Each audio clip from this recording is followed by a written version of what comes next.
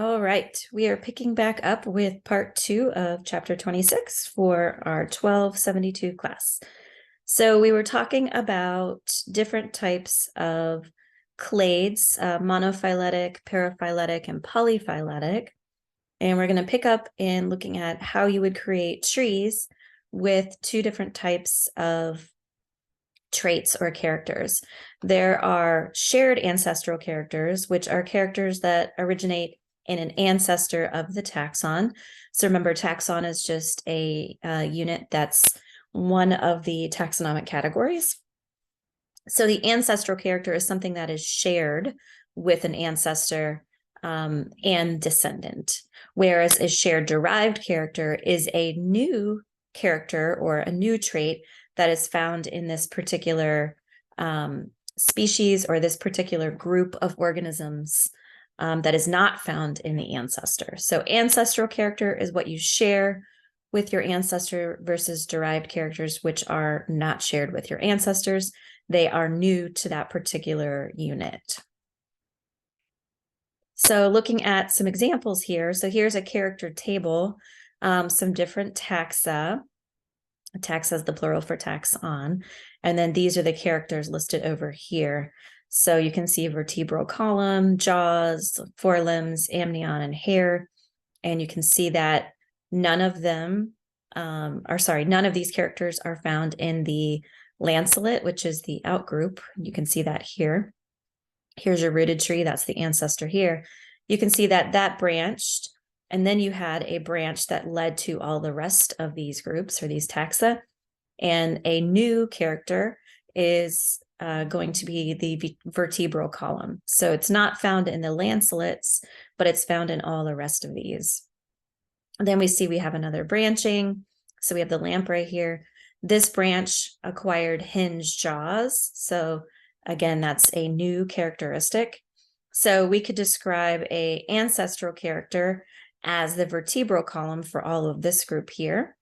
And we can describe the hinged jaws as a derived character for what would be the rest of these organisms. So you can see again, by acquiring new characters, we can see that that allows for creation of new species ultimately over time. And I just mentioned outgroup. So outgroup versus in-group. An outgroup is a species or a group of species that's closely related to the in-group. And what we see is that outgroup has typically diverged or evolved before the in-group has. So this is an example here, the lancelet. Again, that outgroup you can see is where we had a branch point from the ancestor. So this lancelet is very different than all of these organisms down here, which are going to be related, and we would call this an in-group here. So all of these things down here share the fact that they have a vertebral column or a backbone. So again, these in-group and out-group designations are based on whether or not you have ancestral characteristics that you share, or if there are derived characteristics that are found within those specific groups. So I mentioned before that it's not always the case that you can tell how many genetic changes have been found between different taxa, and typically that you can't see the amount of time that has taken. Now you can draw trees that do show you that. And in this case, this is showing you an example of a tree where the length of the branch can reflect the number of genetic changes that have taken place in one particular sequence of DNA. So obviously, you couldn't create this by looking at lots of different sequences or maybe even a whole genome.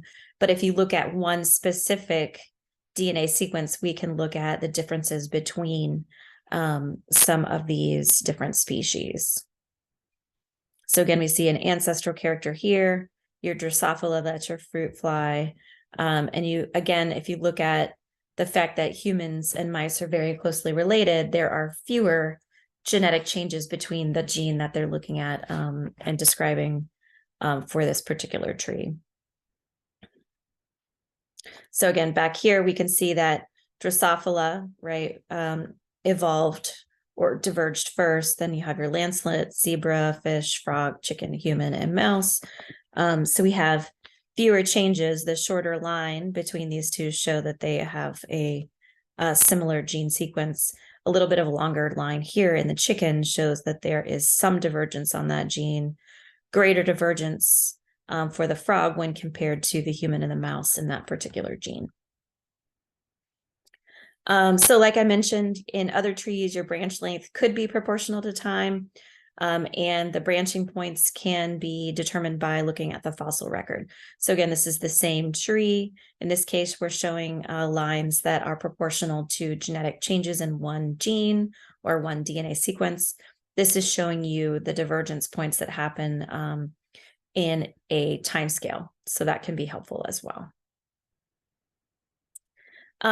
When you are looking at how to draw a tree, systematists, my favorite word, need to think about what is the best way to draw a tree. And so what the systematists and the computer programs that are used now to create these trees, they're looking for maximum parsimony and maximum likelihood.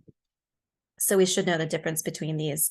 Maximum parsimony is going to assume that the tree requires the fewest evolutionary events. So these evolutionary events would be the shared derived characters. So those are the new traits that have been picked up, and that a tree that requires the fewest evolutionary events is the most likely.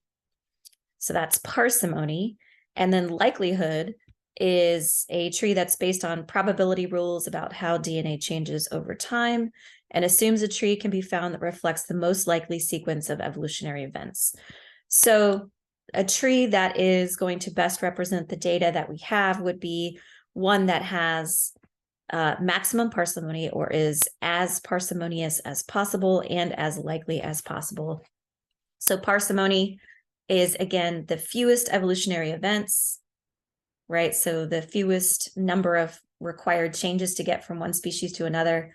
And likelihood is, again, the looking at how DNA changes over time specifically. So we want a tree that has both the fewest evolutionary events and is based on probabilities, looking at predictable DNA changes over time.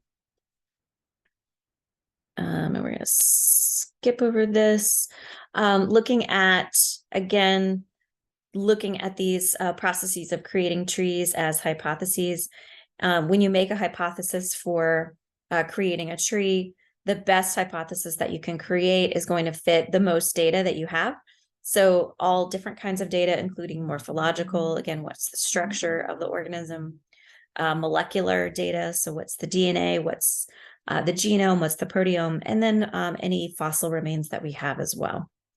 So that is important when we're thinking about creating a hypothesis and creating a tree, to use as much data as is possible to create a tree that is parsimonious and likely. This is, again, looking at another example of a tree. So again, we see the rooted tree here. You can see this outgroup of lizards and snakes. We have a common ancestor for all of the others. So again, this would be a particular, if this had traits on it, this would be a derived trait, versus back here, we would have an ancestral trait that is shared by everything that's on this example of a phylogenetic tree. We'll talk more about birds, dinosaurs, crocodiles, and the fossil record that supports the evolution of birds from particular types of dinosaurs. So we will be looking at all of these things. But it's interesting when you look at this, you might not think that birds could be closely related to crocodiles or lizards or snakes or other types of dinosaurs. But we do see that birds and crocodiles have several features that they share in common. So four-chambered hearts, song that they sing, nest building, brooding, and these are some examples of some things that are found in common between two species that might seem very unrelated. This is, again, just looking at some fossils. So fossil remains, Oviraptor and eggs. So this is an example of a extinct dinosaur laying on top of eggs. And this is the reconstruction by an artist based on what was found in this these fossils that were found. So when we again think about the DNA that is mutating and changing that leads to evolution, what we see is that you can look at different types of nucleic acids when you're creating trees. And when you look at these nucleic acids, it's very helpful to determining how an organism might have evolved over time. So some nucleic acids that are commonly used are the DNA that codes for ribosomal RNA. So ribosomal RNA, again, is a very well-conserved type of molecule that's found in many different species, and all species have some variation of this. And it has been found through research that the DNA that creates these ribosomal RNA molecules changes relatively slowly. So there are a lot of similarities between branches of species that have evolved very long ago from even the newest species that are still evolving. And the other type of nucleic acid that can be used is mitochondrial DNA. So mitochondrial DNA actually evolves very rapidly and is often used to explore more recent evolutionary events. So if you're trying to look at older evolutionary divergences or new species that are arising, you would probably look at the DNA that's responsible for creating ribosomal RNA. If you want to look at more recent revolutionary events, or not revolutionary, evolutionary events, you would probably look at the mitochondrial DNA. And mitochondrial DNA is a really good way to trace human lineages and human genomes, which is pretty interesting. We've talked about gene duplications before. The good thing about gene duplications is that it increases the number of genes in the genome, and this helps to provide extra genes, which can provide more opportunities for those evolutionary changes. Repeated gene duplications we've talked about do create gene families, and these gene families can be found in different species and can be traced to help create these trees. So it can help to guide us to a tree that works based on the similarity between duplicated genes or between gene families in particular species or taxa. We're going to look at the difference between two types of genes, orthologous genes and paralogous genes. Orthologous genes are found in a single copy in the genome and are homologous between species. So this is showing you an ancestral species here, a particular gene. There was speciation that happened, a divergence, and then you can see that now we have some differences between these two genes found in species A and species B. So this deviation that you see, this change in the DNA itself, happened after the divergence or the speciation event actually took place. Paralogous genes, you start with a, again, ancestral species, species C here, this particular gene. There can be duplications, as we talked about, of the gene, and now we have a duplication in that particular area of the genome, and we see that these paralogous genes are able to then evolve and change independently. So you can end up with multiple copies of a particular gene, and then we have the possibility that those can mutate, change, and can evolve new functions, which is, again, a very beneficial thing in terms of thinking of new adaptations that could be beneficial for changing environments. So orthologous genes are very widespread and extend across many widely varied species. So again, just examples, humans and mice diverged 65 million years ago, but 99% of our genes are still orthologous. So again, we share those, right? So this would be the ancestral gene before humans and mice diverged. We had a divergence, and even though there was a divergence, again, 99% of our genes would be classified in this group as orthologous. We are very similar to mice. It's important to remember that gene number and complexity of an organism are not strongly linked. We've talked about this a lot. Again, thinking of humans, right? Homo sapiens, we have a fairly small number of genes, but a very large number of proteins that we create. But also we have a lot of non-coding DNA, right? Which is really important for regulation. So again, humans versus yeast cells, which are single-celled eukaryotes. We only have 4 times as many genes as that single-celled yeast, which is interesting. And this again is due to alternative splicing. So genes in these complex organisms like us are very versatile. Each gene can encode multiple proteins that perform many different functions. And remember that specifically is called alternative splicing. This is really interesting. So you can actually use DNA and nucleic acids to help you create what's called a molecular clock. And molecular clocks are great. They used constant rates of evolution for some particular genes to estimate the absolute time of evolutionary change. So how long did it take to get from the ancestral species into 2 different species? When did this divergence happen and how long did that actually take? So again, some genes are very good at mutating at very predictable rates. But it is not the case for all genes. So individual genes do vary in how clock-like they are. There are some genes that are more likely to be mutated, more prone to being mutated, some that are not. And then there are some that it is unclear, right? Sometimes they move, the rate of change seems to be a little bit faster, sometimes slower. So these molecular clocks are used in addition to fossil records that we have. So again, it's just another piece of evidence that helps us to create these phylogenetic trees that are parsimonious and likely. This is an example of a figure showing you a molecular clock for mammals, number of accumulated mutations in 7 well-studied proteins. So this is mutations in 7 proteins. So each of these spots is going to represent different species. 3 green data points represent primate species. So you can see primate species down here, whereas the other black dots are not primates, they're other mammals. And you can see that the primates have a much slower rate of mutation than is found in some of these other mammals. So this is really interesting, again, looking at how do mutations, how do they track in terms of timing, how long it takes for these mutations to create new species ultimately.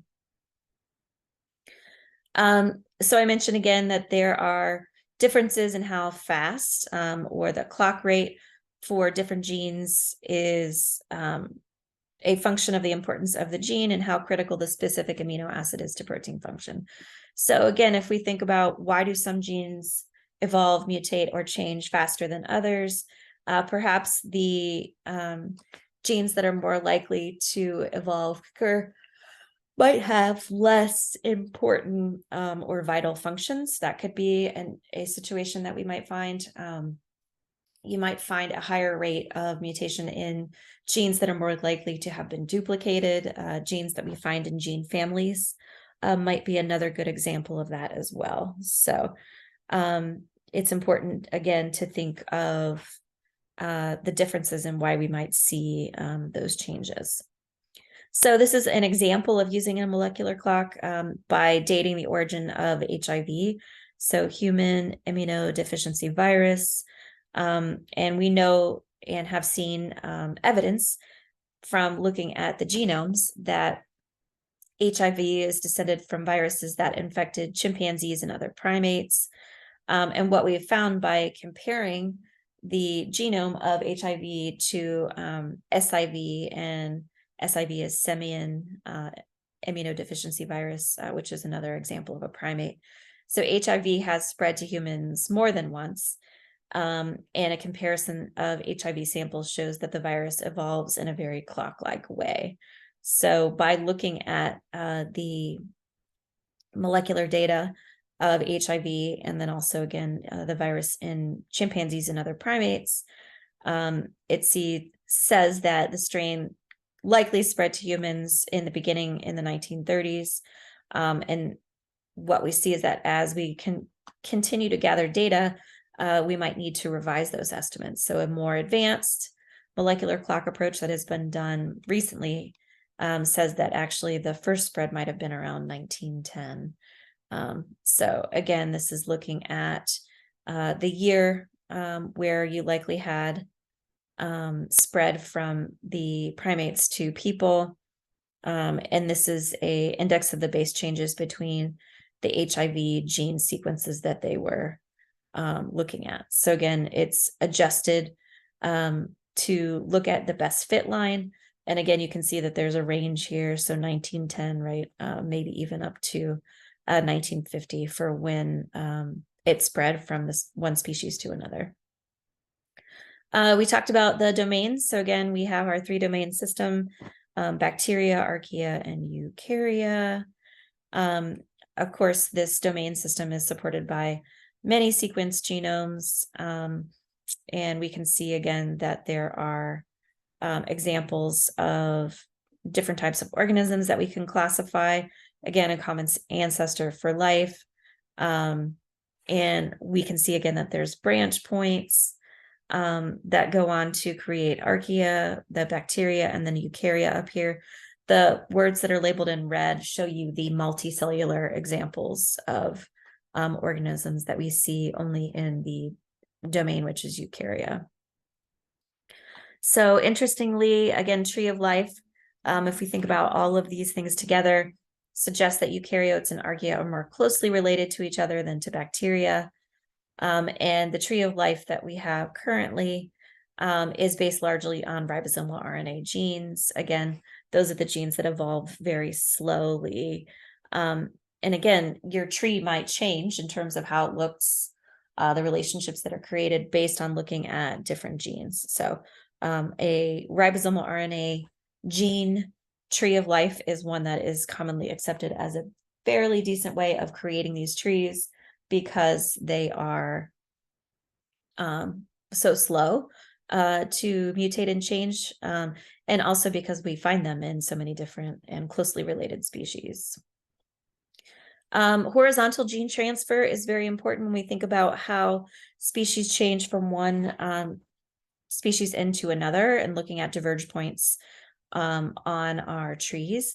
And horizontal gene transfer is movement of genes from one genome to another. We typically think of vertical gene transfer, which is transfer of genes from parents to offspring, and then offspring to more offspring.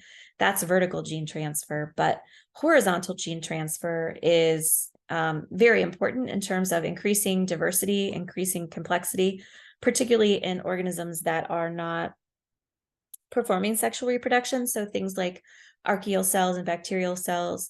Horizontal gene transfer is really important for their process of evolution because it helps to exchange genetic information between cells. So transposable elements are a great way that this happens. Bacterial cells use plasmids. Viruses can move pieces of DNA around from one to another, is another way that can actually happen. So let me take a peek here. As I'm in the midst of applying for residency right now, wish me luck, Grammarly has again been a lifesaver with my application and helping me write my personal statement and CV. Grammarly is your digital writing assistant.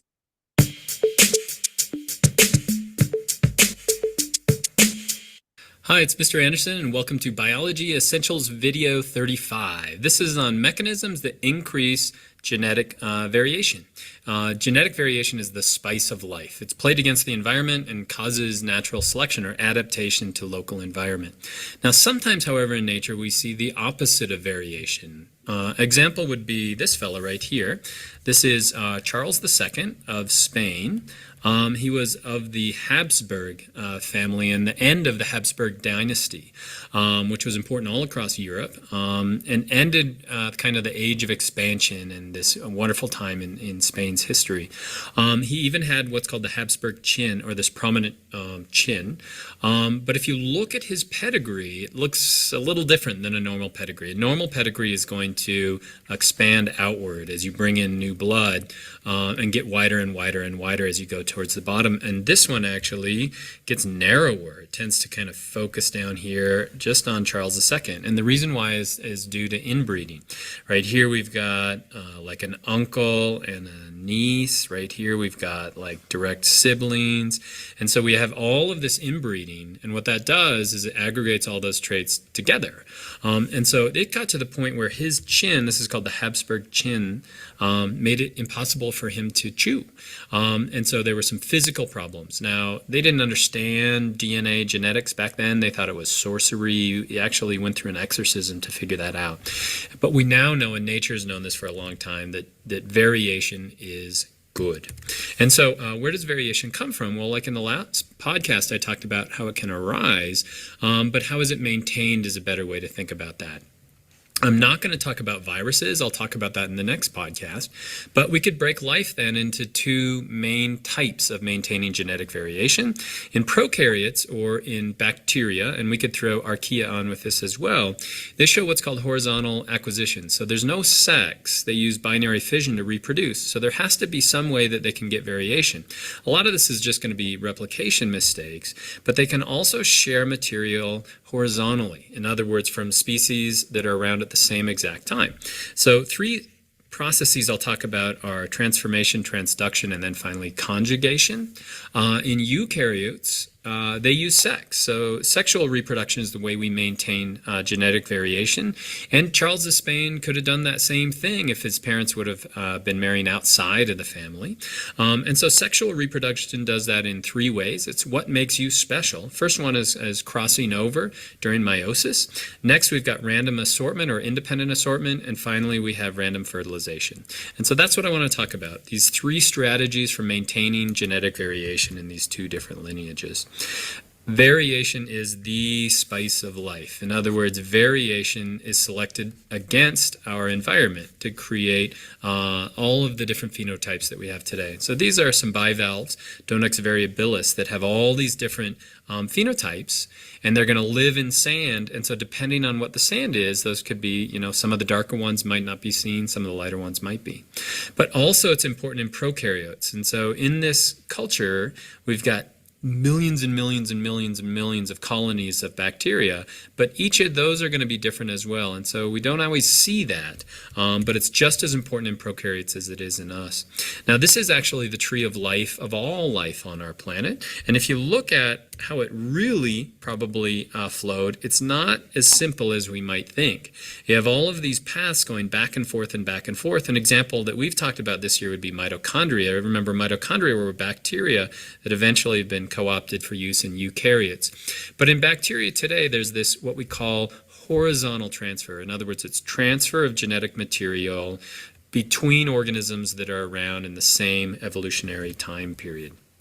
And so in bacteria, there are three ways that they can share genetic material between different organisms. And the first one was pointed out by Frederick Griffith in his famous DNA experiment in 1928, showed us a lot about, there's something that's some magical thing that can be passed from organism to organism. If you don't remember this, we've got two different types of bacteria. We've got the rough that are non-virulent, and the smooth that are virulent, or in other words, are dangerous. You inject the smooth in, they kill the mouse, the rough don't do anything. He killed the smooth, what would be the virulent strain. It didn't do anything to the mouse, but this would be that weird discrepant event where when he mixed the heat-killed smooth bacteria with the normal rough one, something had been transferred between the bacteria, and so we call that transformation, or there was a transforming factor. Well, how does that work? It's pretty simple. When you have one bacteria like this and it's got its DNA on the inside, when it dies, so when we rupture that cell wall, the DNA may still be intact. And that can be picked up by another bacteria. And so that other bacteria can actually take in that DNA and make use of it. Now, we actually use this. We transform bacteria so we can use that in genetic engineering, for example, to have them make a protein for us. That's how we started making insulin. But it's a strategy that they use to pass those traits from one bacteria to another. Next is the idea of transduction. Transduction requires a phage, and a phage is going to be Here's a picture of the phage right here. It's a virus that infects bacteria, so we call that a bacteriophage. What it does is it injects its DNA in. It then hijacks the cell, so it'll make more copies of the virus, so it's viral replication. But what happens is sometimes when one of these viruses escapes, it'll actually carry some of that bacterial genome with it. It'll then inject that into another bacteria where that bacteria can actually make use of it. And so transduction is another way that we can actually move DNA from one bacteria to another horizontally. And we have to have a vector, and in this case it's a bacteriophage that's doing that. And then the last way that we can actually share genetic material is the closest we have to bacterial quote-unquote sex, and that's usually through the transfer of a plasmid. And so a plasmid, remember, this would be the chromosomal DNA. This would be the chromosome of the bacteria. But a plasmid is another little bit of auxiliary DNA.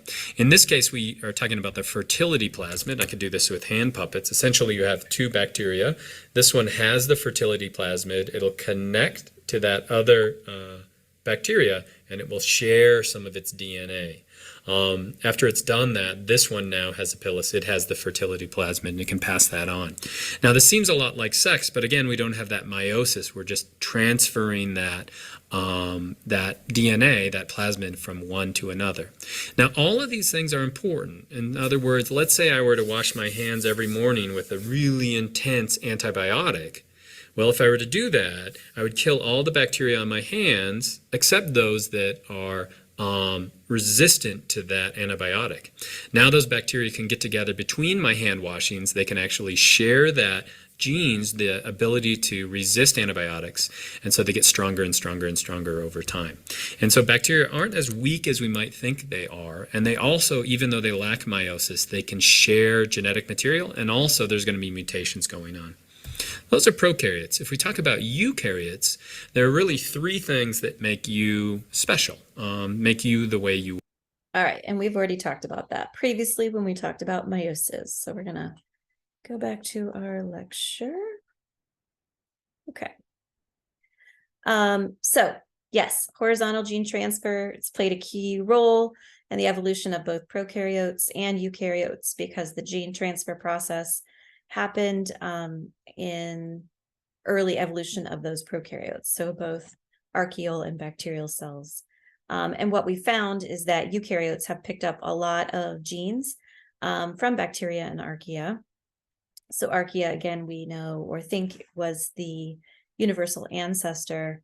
And genes, again, remember, there is no nucleus in bacteria and archaea, but there are genes that are important for specific processes, again, regulatory processes, because they do have DNA. These eukaryotes picked up genes that would eventually become nuclear genes in their cells. So this is a good example here. So this is an algae species. If you look here, it's found in locations that are very extreme. So again, this is a type of algae that has picked up some of the archaeal and bacterial genes that allow it to live in this very hot environment. So this is an example of a hot spring, and this algae species can live in that hot spring. So this is up close view of the algae that live here. And the reason that it can live in these places is because of the horizontal gene transfer from the bacteria and the archaea before it into the eukaryotic cell, which is the algae species. So if we think about horizontal gene transfer, and Mr. Anderson showed us a picture of a tree that looked very similar to this, that horizontal gene transfer was really, really important in early life. You can see mitochondria, chloroplast flowing from the bacteria domain to the eukaryote domain. Remember, that's our endosymbiont theory that we talked about. So really, if we think about the tree of life, really is very tangled in terms of the branches and how things are connected to each other. It's pretty interesting, and more work is being done to try and elucidate exactly how this all works. So we'll never know exactly all the answers, but we're picking up more and more data, which is very helpful in the process. And that is it. I will see you soon. Thanks.